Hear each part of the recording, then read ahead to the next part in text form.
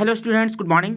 आज हम लोग इस वीडियो के माध्यम से देखेंगे क्लास 10 के लिए साइंस पेपर, जिसमें हम लोग करीब 40 ऑब्जेक्टिव क्वेश्चन यहाँ पे डिस्कस करेंगे। ठीक है, तो हम लोग यहाँ पे करीब करीब जो है आज हमने यहाँ पर 10 क्वेश्चन यहाँ पे बढ़ा दिया है।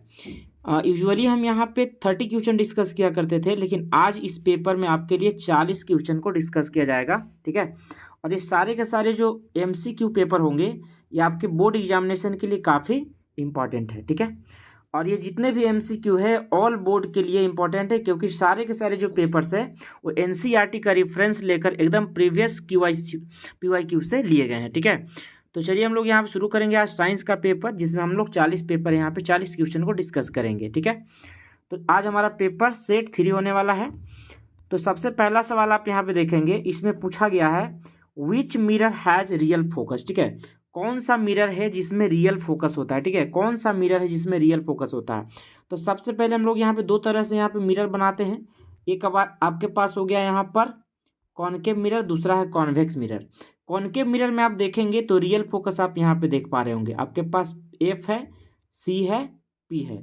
तो कॉनकेव मिरर में रियल फोकस होता है, जबकि कॉन्वेक्स में रियल फोकस नहीं होता। आपके पास यहाँ पर P रहता है, F होता है और C होता है। यानी कॉन्वेक्स के केस में होता है वर्चुअल। ये आपका कॉन्वेक्स है तो यहाँ पे वर्चुअल होगा, जबकि कॉनकेव के केस में क्या होता है तो बोलेंगे रियल फोकस होता है। ठीक है, तो इसका करेक्ट आंसर क्या हो जाएगा, ऑप्शन नंबर A। इसका करेक्ट आंसर हो जाएगा option number A। Next question हमसे पूछा गया है विच mirror is used in front of the motor vehicle.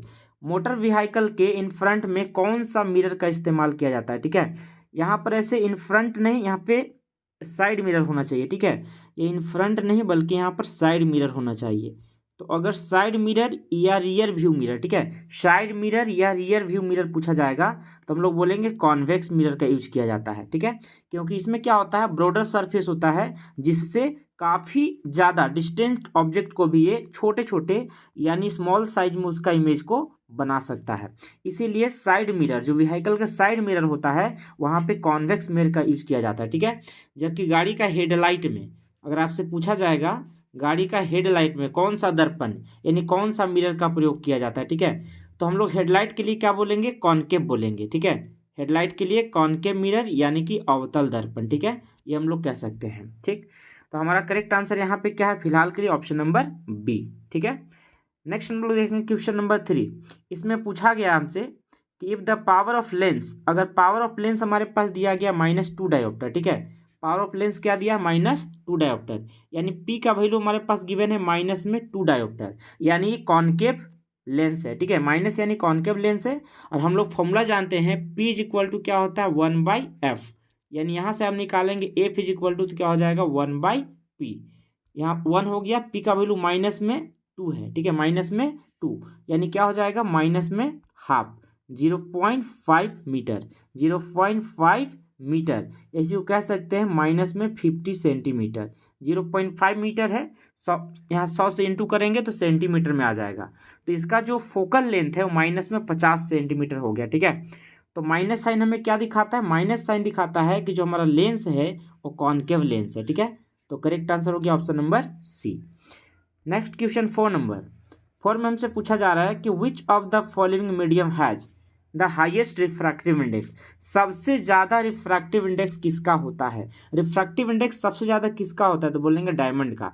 Diamond का कितना होता है तो बोलेंगे 2.42। ये आपका म्यू का वैल्यू होता है।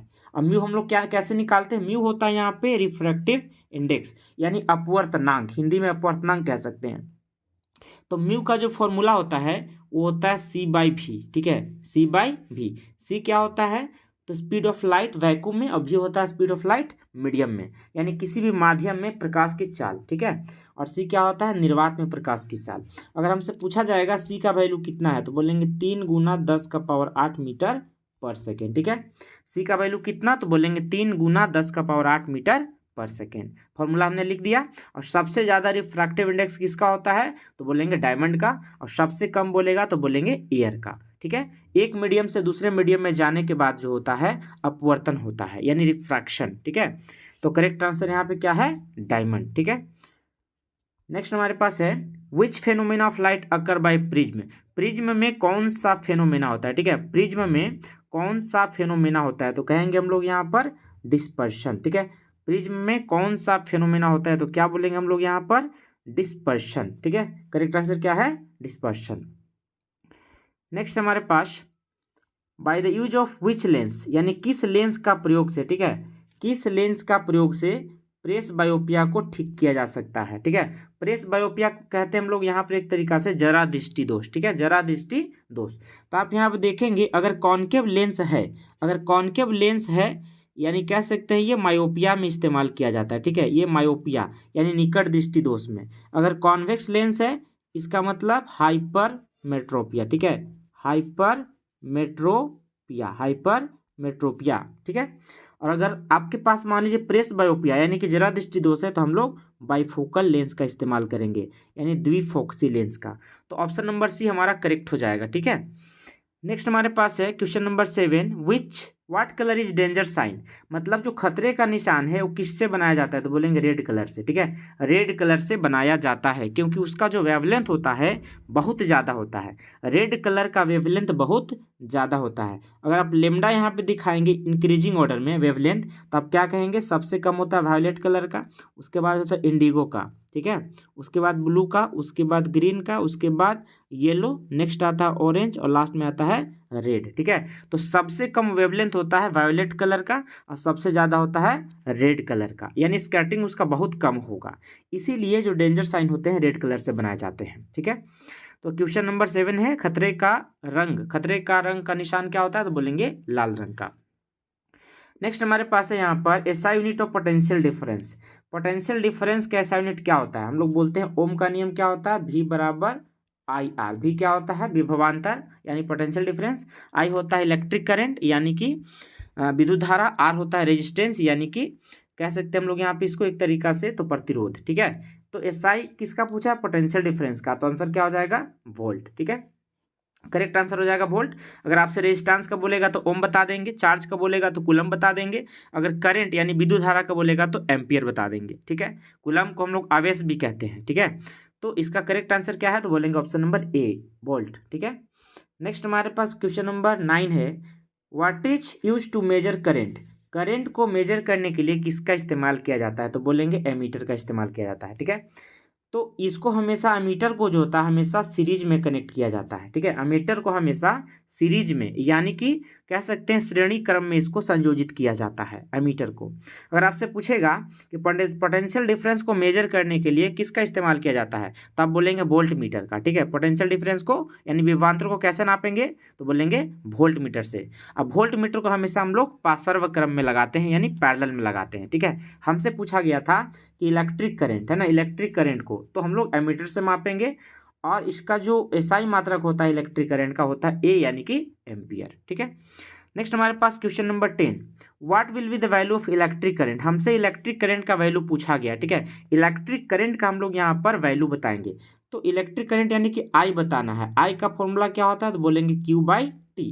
क्यू का मान कितना दिया, तो बोलेंगे 120 कूलम और समय कितना दिया 60 सेकेंड। 1 मिनट बराबर कितना सेकेंड होता है, तो बोलेंगे 60 सेकेंड, तो 60 से 2 बार में कट गया यानी कि 2 एम्पियर। इलेक्ट्रिक करंट का जो वैल्यू आएगा वो कितना आएगा 2 एम्पियर, यानी ऑप्शन नंबर बी बिल्कुल करेक्ट आंसर हो जाएगा। ठीक है, तो ये बेसिक फॉर्मूला पे हमसे सवाल पूछा गया है कि अगर इलेक्ट्रिक करंट हमें निकालना है तो यहाँ पे क्या दिया, चार्ज दिया हुआ है यानी कि आवेश, और समय दिया है 1 मिनट यानी कि 60 सेकेंड। ठीक है, नेक्स्ट हम लोग यहाँ पे देखते हैं क्वेश्चन नंबर 11 में हमसे पूछा गया है कि द वैल्यू ऑफ 1 यूनिट, एक यूनिट यानी एक मात्रक, इसको हम लोग क्या कहते हैं, हम लोग व्यावसायिक मात्रक भी कहते हैं। ठीक है, इसको हम लोग क्या बोलेंगे व्यावसायिक मात्रक भी हम लोग यहाँ पर कहते हैं। तो हम लोग यहाँ पे देखेंगे इसका जो वैल्यू हमारे पास क्या होना चाहिए, हम लोग देख लेते हैं यहाँ पर।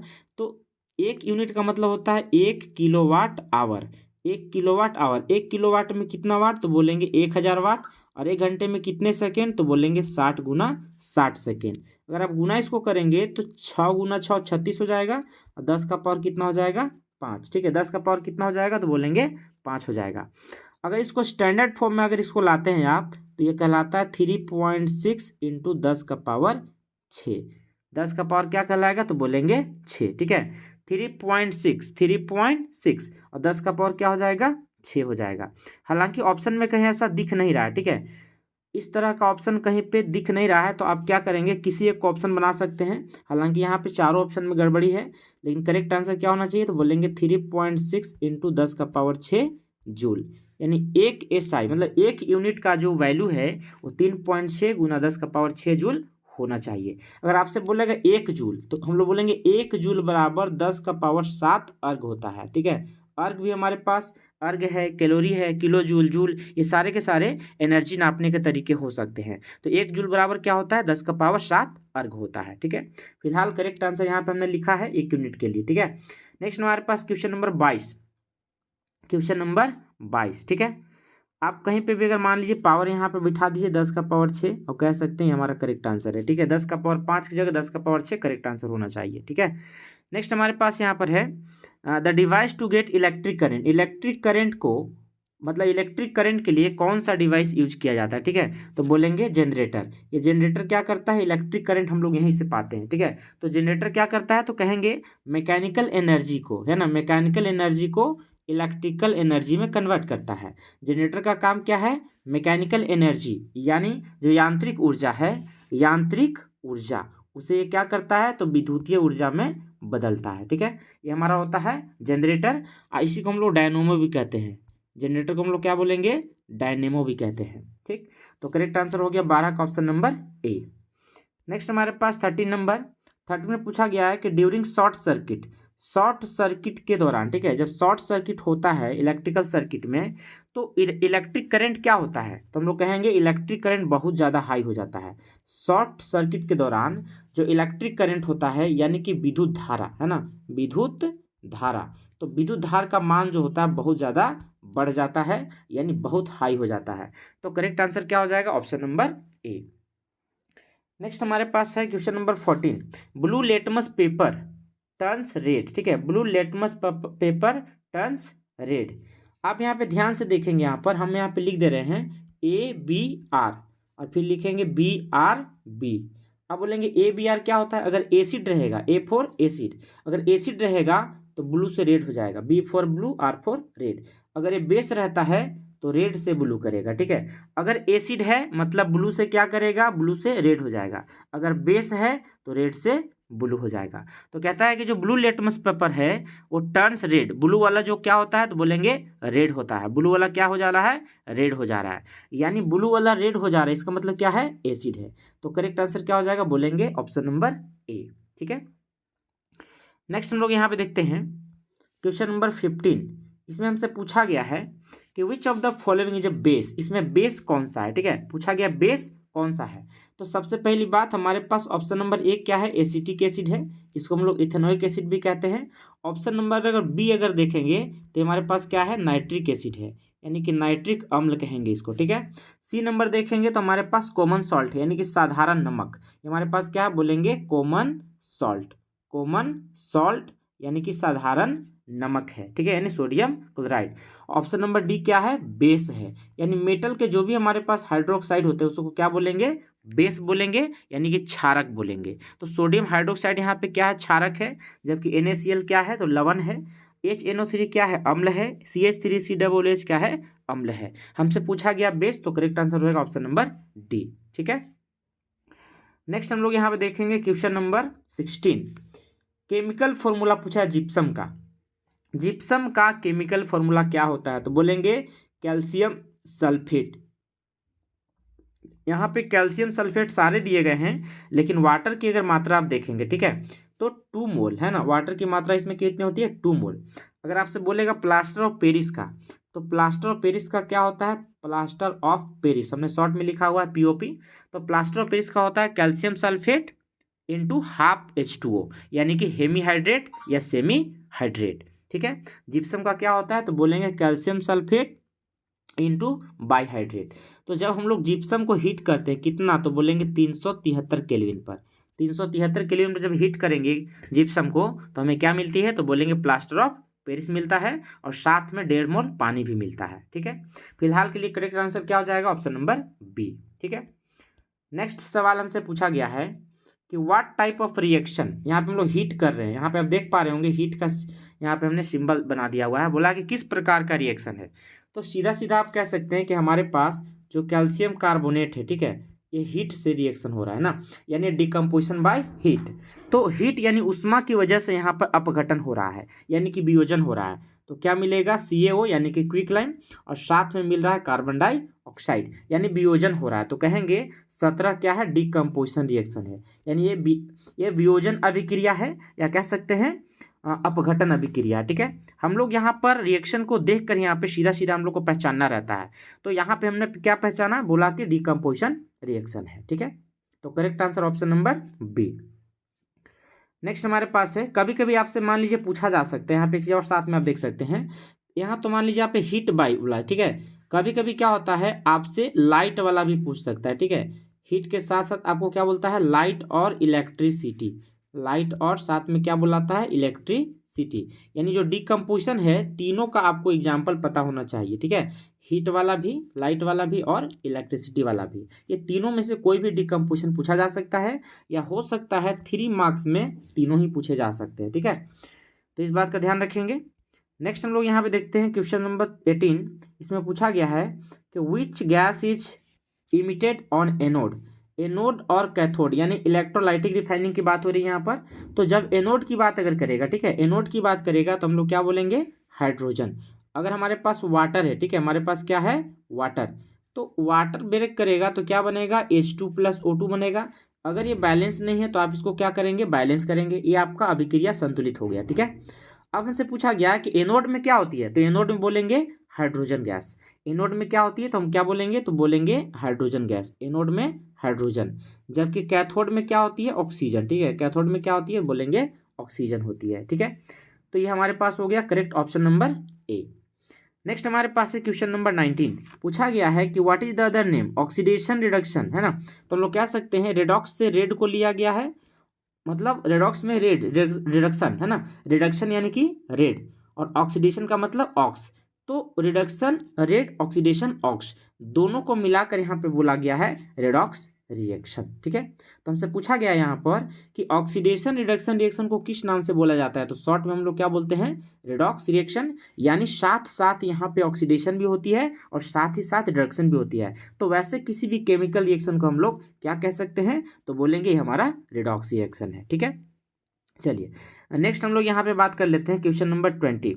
तो क्वेश्चन नंबर 20 में पूछा गया है कि द बेस्ट कंडक्टर, ठीक है, best conductor of electricity. Electricity का जो बेस्ट कंडक्टर होता है तो हम लोग क्या बोलेंगे, फिलहाल जो हमारे पास ऑप्शन दिया गया उसी में से चुनना है। अगर कुछ नहीं देता है ना तो हम लोग क्या बोलते हैं, हमारे पास सिल्वर, हमारे पास क्या हो जाता, सिल्वर, जो कि एक मेटल है। और सिल्वर का जो एटॉमिक नंबर होता है वो होता है आपका 47, ठीक है। सिल्वर का एटॉमिक नंबर कितना होगा, 47। तो अगर सिल्वर यहाँ पे ऑप्शन नहीं है तो बाकी जितने हमारे पास अवेलेबल ऑप्शन है उसमें से देखना है सबसे बेहतर कौन होगा, तो बोलेंगे ऑप्शन नंबर ए यानी कि कॉपर, ठीक है। आप सारे संकेत को ध्यान रखेंगे। Fe किसका होता है, आयरन का, Al एल्यूमिनियम का, Zn जिंक का। जिंक का एटॉमिक नंबर कितना होता है, 30, एल्यूमिनियम का 13, आयरन का 26, कॉपर का 29, ठीक है, ये आप ध्यान रखेंगे। उसके बाद यहाँ पर है सवाल नंबर 21। पूछा गया कि सल्फर क्या है, धातु है कि अधातु है, ठीक है। सल्फर क्या है, धातु है कि अधातु है। आप एक बात यहाँ पे ध्यान रखेंगे, आपको मैं यहाँ पे एक ट्रिक दे रहा हूँ, ठीक है। लेकिन यहाँ पे फिलहाल आंसर इसका क्या होना चाहिए, नॉन मेटल।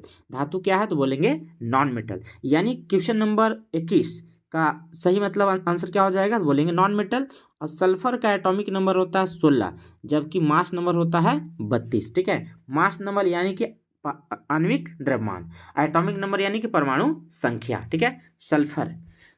सल्फर में प्रोटॉन की संख्या कितनी होती है, 16, इलेक्ट्रॉन भी 16, न्यूट्रॉन भी 16 होती है, ठीक है। आप यहाँ पे देखेंगे 1 से 20 तक के लिए मैं आपको यहाँ पे ट्रिक दे रहा हूँ। आपको याद रखना है 77321, ये आपका कोड है 77321। यानी अगर आप एटॉमिक नंबर यहाँ पर 1 से लेकर 20 तक, ठीक है, अगर 1 से लेकर 20 तक ही ज़्यादा पूछा जाता है, इसीलिए 1 से लेकर 20 तक मैंने यहाँ पे लिखा हुआ है, ठीक है। तो 77320 आप जोड़िए तो 7 + 7 + 3 + 2 + 1, टोटल जोड़ के आपका 20 आ जाएगा। यानी कि 7 यहाँ पे मेटल है, 7 नॉन मेटल। अगर 1 से 20 तक आप चलेंगे एटॉमिक नंबर के हिसाब से तो 7 मेटल, 7 नॉन मेटल, 3 आपके पास नोबल गैस हो जाएंगे, 2 आपके पास यहाँ पे मेटलॉइड होते हैं, ठीक है, जबकि 1 आपके पास हाइड्रोजन है। तो हाइड्रोजन क्या है, मल्टी बिहेवियर है। समटाइम्स ये क्या होता है कि मेटल नॉन मेटल किसी भी तरीका से बिहेव कर सकता है, ठीक है। तो हम लोगों ने हाइड्रोजन को बिल्कुल सेपरेट रखा हुआ है, ठीक है। तो 7 मेटल के साथ 7 नॉन मेटल, 3 हमारे पास यहाँ पे क्या होंगे, तो बोलेंगे नोबल गैस। तो 3 नोबल गैस कौन कौन है, तो हीलियम है, नियोन है और साथ में क्या है, आर्गन है, ठीक है। हीलियम है, नियोन है और आर्गन है, ठीक है। इस तरीका से आपको ध्यान रखना है 77 321, ठीक है। नेक्स्ट आपके पास पूछा गया है कि लीड और टीन, लीड यानी कि बोलेंगे पीबी, ठीक है, और टीन यानी कि एसएन। तो लीड और टीन का, ठीक है, लीड और टीन का जो अलॉय होता है, लीड और टीन का जो अलॉय होता है उसको हम लोग क्या कहते हैं, सोल्डर कहते हैं, ठीक है। उसको आप क्या बोलेंगे, तो बोलेंगे सोल्डर, ठीक है। ये आपके पास क्या हो जाएगा, सोल्डर हो जाएगा, ठीक है। कोई यहाँ तक दिक्कत नहीं है। जो मेटल और नॉन मेटल दोनों का बिहेवियर शो करता है, दोनों जैसा व्यवहार करेगा, उसको हम लोग मेटलॉइड कहते हैं। और मेटलॉइड को हम लोग हिंदी में उपधातु भी कहते हैं, ठीक है। मेटलॉइड को हम लोग क्या बोलेंगे, उपधातु भी कहते हैं, ठीक है। नेक्स्ट हम लोग देखेंगे यहाँ पर क्वेश्चन नंबर 23। तो 23 में हमसे पूछा गया है कि जनरल फॉर्मूला, आपको सारे जनरल फॉर्मूला पता होना चाहिए। यहाँ पे CnH2n+2 है, यानी ये किसका है, अल्केन का है, ठीक है। तो करेक्ट आंसर क्या हो जाएगा, अल्केन। आपसे अगर अल्किन का बोलेगा तो बोलेंगे CnH2n-2, ठीक है। सॉरी, यहाँ पे -2 नहीं होगा। अल्किन के लिए क्या होता है, तो बोलेंगे CnH2n। अल्काइन के लिए बोलेगा तो CnH2n-2 आपका अल्काइन का हो जाएगा, ठीक है। आपसे अगर अल्कोहल का पूछेगा तो क्या बोलेंगे, CnH2n+1 और लास्ट में क्या लगा देना है, OH। अगर आपसे मान लीजिए एसिड का बोला जाए, कार्बोक्सिलिक एसिड, तो बोलेंगे CnH2n+1 और लास्ट में क्या लगा देना है, COOH। लास्ट में क्या लगाना है, तो बोलेंगे COOH लगा देना है। क्लियर है। तो हमने बता दिया यहाँ पे 23 का करेक्ट आंसर क्या हो जाएगा, बोलेंगे अल्केन है, ठीक है। नेक्स्ट आप देखेंगे क्वेश्चन नंबर 24। तो 24 में आपसे पूछा गया कि फंक्शनल ग्रुप, अल्डिहाइड का फंक्शनल ग्रुप क्या होता है, तो बोलेंगे CHO। अल्डिहाइड का क्या होता है, तो बोलेंगे CHO। यानी 24 का करेक्ट आंसर क्या हो गया, ऑप्शन नंबर बी। आपसे अल्कोहल का बोलेगा तो बोलेंगे OH। अल्कोहल के लिए क्या हो जाता है फंक्शनल ग्रुप, बोलेंगे अल्कोहल के लिए OH। CO किसका होता है, तो बोलेंगे कीटोन का होता है। CO किसका होता है, तो बोलेंगे कीटोन का। और COOH किसका होता है, तो बोलेंगे कार्बोक्सिलिक एसिड। Ca शॉर्ट में हमने लिखा हुआ है कार्बोक्सिलिक एसिड, यानी कार्बोक्सिलिक अम्ल का होता है, ठीक है। आप इसको तोड़कर भी लिख सकते हैं। आप यहाँ पे CHO को लिख सकते हैं COO, साथ में लिख सकते हैं H। कीटोन को क्या लिखेंगे, COO, फिर ऐसे लिख सकते हैं।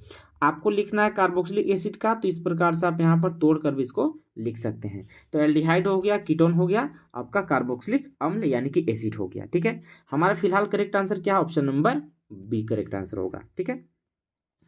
नेक्स्ट आप यहाँ पे देखें क्वेश्चन नंबर 25। इसमें पूछा गया है इथेनॉल रिएक्ट करता है सोडियम के साथ। तो सबसे पहले हम लोग यहाँ पे बात क्या करेंगे, इथेनॉल। तो ध्यान से आप देखेंगे आपके पास क्या है, तो बोलेंगे C2H5OH। C2H5OH ये किसके साथ रिएक्शन करता है, तो बोलेंगे सोडियम के साथ रिएक्शन करता है, ठीक है।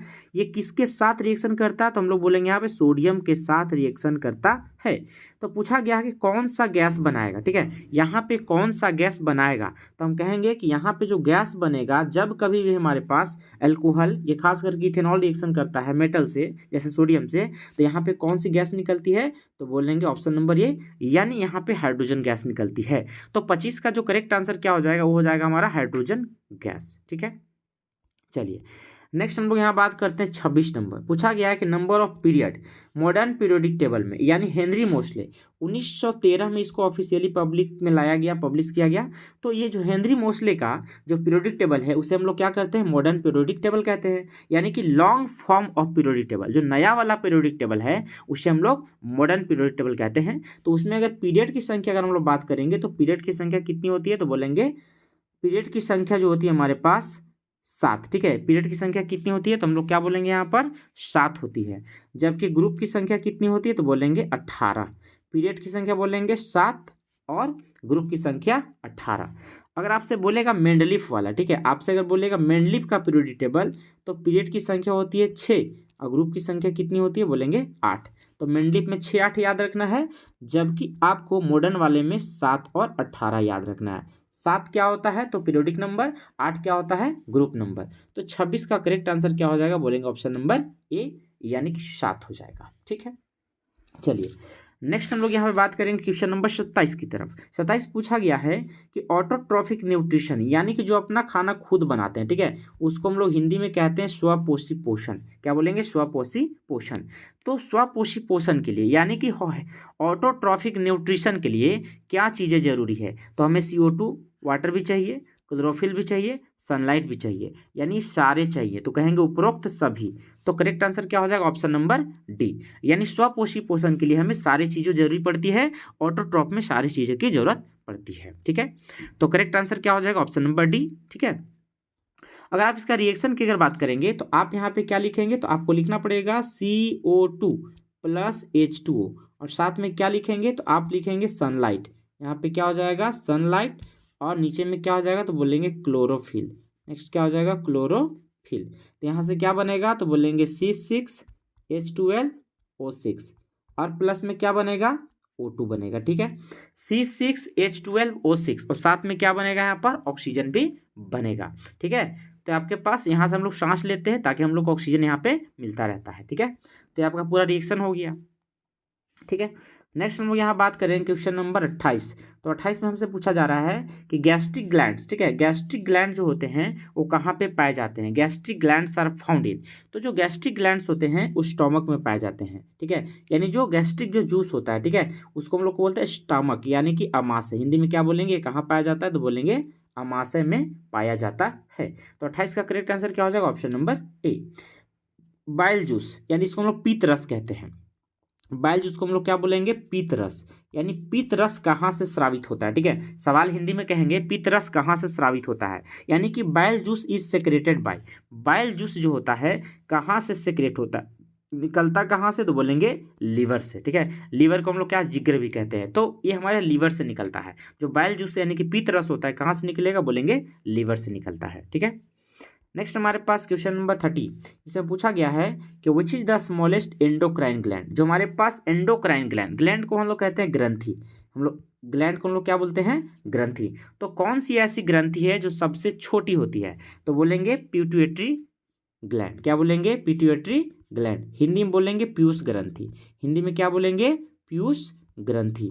तो जो पीयूष ग्रंथि होती है वो सबसे छोटी ग्रंथि होती है, यानी कि सबसे छोटी ग्रंथि होती है, smallest endocrine gland, pituitary gland, यानी कि पीयूष ग्रंथि, ऑप्शन नंबर बी। ठीक है, गोइटर, गोइटर को कहते हैं हम लोग घेंघा रोग। ठीक है, गोइटर को हम लोग क्या बोलेंगे? तो बोलेंगे घेंघा रोग। आमतौर पे जो गर्दन में होती है, गर्दन में हमारे पास देखे फूला फूला टाइप का दिख रहा होगा। ठीक है, तो ये जो होती है गोइटर की बीमारी जो होती है किसकी वजह से होती है? तो आयोडीन की कमी से होती है। ठीक है, आयोडीन की कमी से होती है, और आयोडीन जो होती है उसका हम लोग बोलेंगे एटॉमिक नंबर कितना होता है? तो बोलेंगे 53।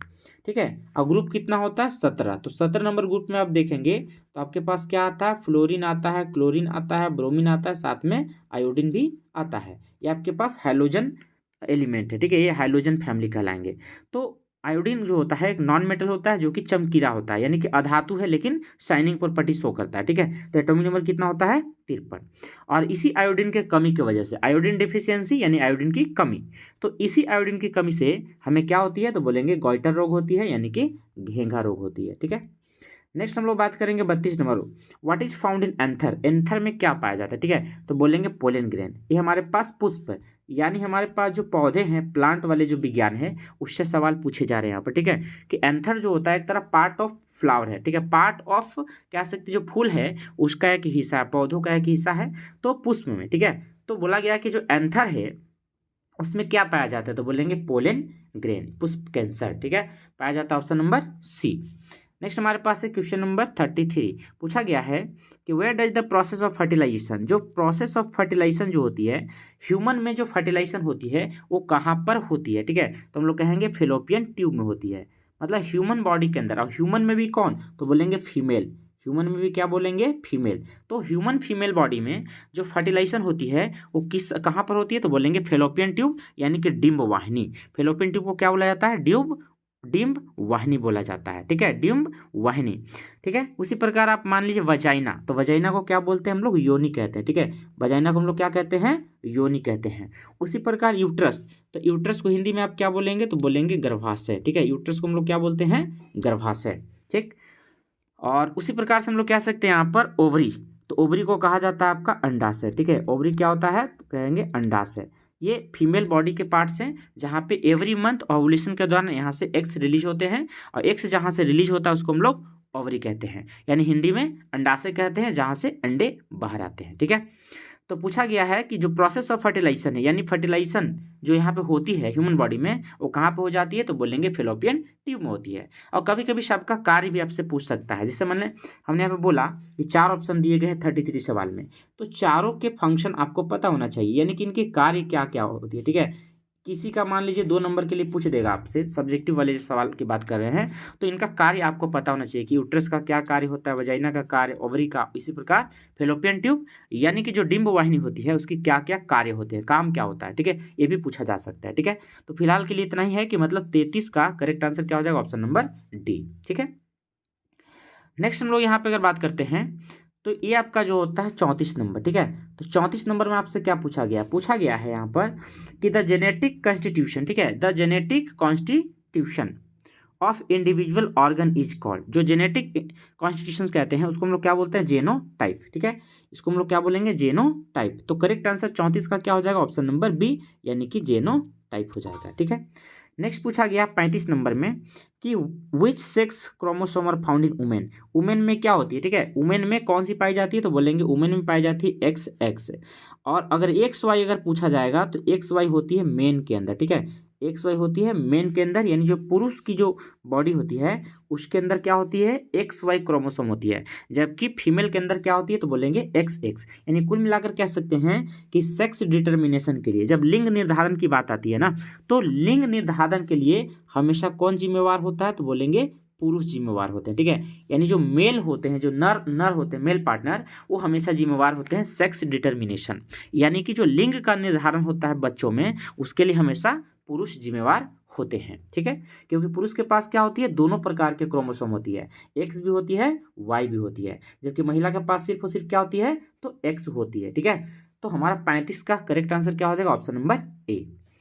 नेक्स्ट हमारे पास है क्वेश्चन नंबर हमारे पास 36। इसमें पूछा गया है कि बायोलॉजिकल मैग्निफिकेशन, ठीक है, बायोलॉजिकल मैग्निफिकेशन कॉजिंग केमिकल, बोला कौन सी केमिकल है, ठीक है, तो बोलेंगे DDT, ठीक है, बायोलॉजिकल मैग्निफिकेशन कॉजिंग केमिकल्स। तो उस केमिकल का नाम क्या बोलेंगे, DDT। मच्छरों को भगाने के लिए भी आमतौर पे नालियों में देखते होंगे आप DDT का छिड़काव किया जाता है, ठीक है। बरसात के दिन में अक्सर इसकी जो उपयोगिता होती है, मतलब इसका जो यूटिलाइजेशन होता है वो बढ़ जाता है। तो करेक्ट आंसर क्या हो जाएगा, option number D.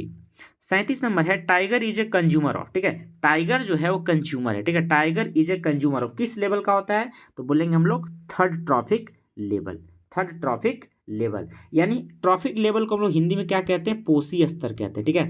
Trophic level को हिंदी में क्या जाता है, पोषी स्तर, प्राथमिक पोषी स्तर, द्वितीयक पोषी स्तर और तृतीयक पोषी स्तर। तो अब ध्यान से अगर देखेंगे तो सबसे पहले आप प्रथम में क्या देखेंगे, तो हम घास भी कह सकते हैं, घास के बाद क्या देख सकते हैं, तो आप हिरन भी कह सकते हैं, ठीक है, हिरन। और हिरन के साथ क्या कर सकते हैं, बाघ कह सकते हैं, ठीक है।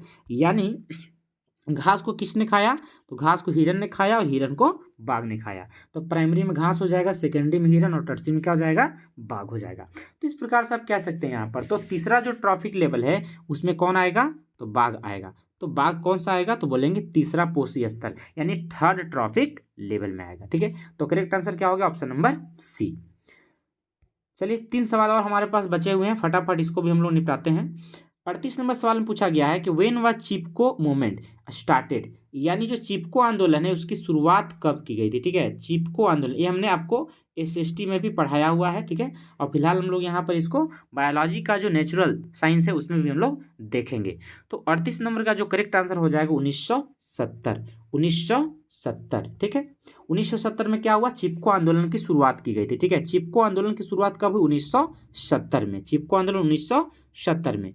1972 में बोलेंगे तो हमारे पास वन अधिनियम, वन संरक्षण अधिनियम, वन संरक्षण अधिनियम, यानी कि forest conservation act, forest conservation act कब आया, तो बोलेंगे 1972 में आया। कब आया, 1972 में आया, ठीक है।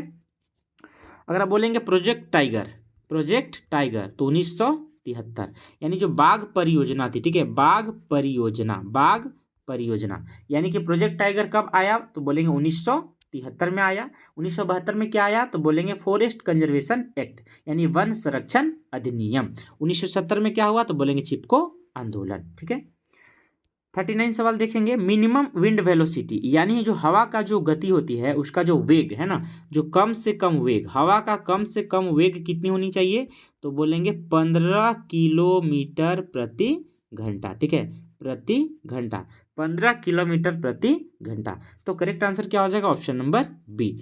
और इस तरह के जो वेग होते हैं, एक देश का नाम है डेनमार्क। ठीक है, एक देश का नाम क्या है डेनमार्क। तो वहाँ पे बिजली का जो उत्पादन होता है वो सबसे ज़्यादा विंड मिल के माध्यम से, यानी जो पवन चक्कियाँ, हिंदी में क्या बोलोगे आप तो बोलोगे पवन चक्कियाँ। ठीक है, पवन चक्की।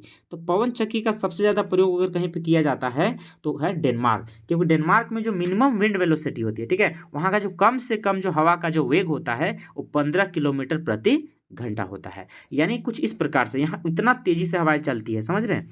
तो ये आपका करेक्ट आंसर क्या हो जाएगा ऑप्शन नंबर बी। आपको और मान लीजिए मीटर पर सेकेंड में अगर पूछ देता तो 15 किलोमीटर को आप क्या लिखते तो 15,000 मीटर, और सेकेंड में बदलते तो 60 गुना 60, यानी आपका क्या आ जाता मीटर पर सेकेंड आ जाता। ठीक है, या सिंपली आप कह सकते हैं यहाँ पर कि हमारे पास 15 है तो 5/18 से अगर मल्टीप्लाई कर देते हैं तो मीटर प्रति सेकेंड में भी आ जाएगा। ठीक है, तो ये आपके पास हो गया। करेक्ट आंसर क्या हो गया तो बोलेंगे 15 किलोमीटर प्रति घंटा। चलिए हम लोग बढ़ते हैं इसके आखिरी सवाल की तरफ। ठीक है, तो आखिरी सवाल में हमसे पूछा गया है, यहाँ पर बताना है आखिरी सवाल में। ठीक है, आखिरी सवाल में पूछा गया है कि व्हाट एनर्जी इज कन्वर्टेड। ठीक है, कौन सा एनर्जी जो है कन्वर्ट किया जाता है इनटू इलेक्ट्रिकल एनर्जी, कब तो बोलेंगे हाइड्रो इलेक्ट्रिक प्लांट में। जो हाइड्रो इलेक्ट्रिक प्लांट होता है वहाँ पे किस एनर्जी को हम लोग इलेक्ट्रिकल एनर्जी में कन्वर्ट करते हैं तो कहेंगे पोटेंशियल एनर्जी। क्या बोलोगे तो बोलोगे पोटेंशियल एनर्जी। यानी जो पोटेंशियल एनर्जी होती है, पोटेंशियल एनर्जी इसका फॉर्मूला AmGH भी हम लोग कह सकते हैं।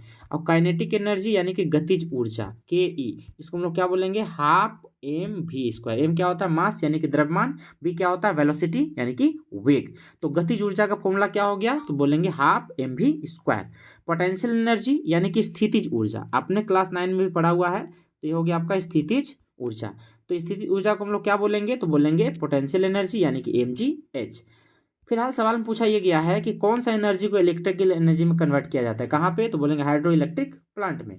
तो इसका सही जवाब क्या हो जाएगा तो बोलेंगे पोटेंशियल एनर्जी। ठीक है, तो स्टूडेंट हमने इसी के साथ यहाँ पे 40 का 40 क्वेश्चन यहाँ पे डिस्कस किया। शुरुआत में हमने यहाँ पे 30 क्वेश्चन का सीरीज स्टार्ट किया था, लेकिन बाद में आपके सुविधा के लिए हमने 10 क्वेश्चन अलग से हमने यहाँ पे प्रोवाइड करने का प्रयास किया है, ताकि यहाँ पे 40 क्वेश्चन हम लोग यहाँ पे प्रैक्टिस करेंगे और आपके बोर्ड एग्जामिनेशन के लिए काफ़ी इंपॉर्टेंट सवाल यहाँ पे सिलेक्टेड सवाल है। और सबसे इंपॉर्टेंट बात यह है कि यहाँ पर हमने पूरी की पूरी साइंस को कवर किया हुआ है। ये चैप्टर वाइज नहीं है, ये जो हमने अभी डिस्कस किया हुआ है ये चैप्टर वाइज नहीं है, बल्कि कंप्लीट साइंस में से सेलेक्टेड क्वेश्चन है जो डायरेक्टली आपके बोर्ड एग्जाम में पूछे जाते हैं। ठीक है, तो आप इस वीडियो सीरीज से जुड़े रहेंगे। चैनल पर नए हैं तो चैनल को कर लेंगे सब्सक्राइब, वीडियो पसंद आता है तो लाइक शेयर करना नहीं भूलेंगे। ठीक है, तो चलिए हम लोग आज इस वीडियो को यहाँ पे फिनिश करते हैं, मिलते हैं इसी प्रकार के नए वीडियो के साथ। ठीक है, आज के लिए इतना ही, बस जय हिंद, वंदे मातरम।